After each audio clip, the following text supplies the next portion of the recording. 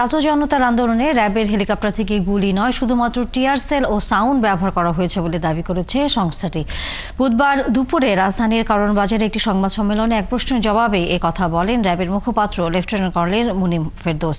তিনি বলেন, ছাত্র জনতার উপর হামলার ঘটনায় জড়িত 1170 জনকে গ্রেফতার করা হয়েছে।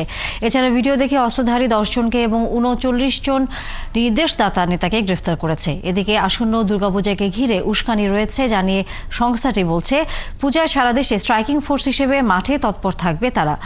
বিশৃঙ্খলা প্রতিরোধে commando team, bomb disposal unit ও ডগ স্কোয়াডকে প্রস্তুত রাখা হয়েছে বলে জানান র্যাবের এই কর্মকর্তা।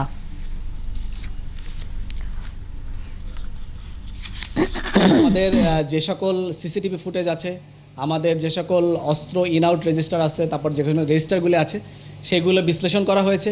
তার মাধ্যমে আমরা কিন্তু রিপোর্ট দিয়েছি এবং সেখানে আমরা বলেছি আমরা হেলিকপ্টার থেকে শুধুমাত্র টিয়ার সেল এবং সাউন্ড গ্রেনেড নিক্ষেপ করেছি।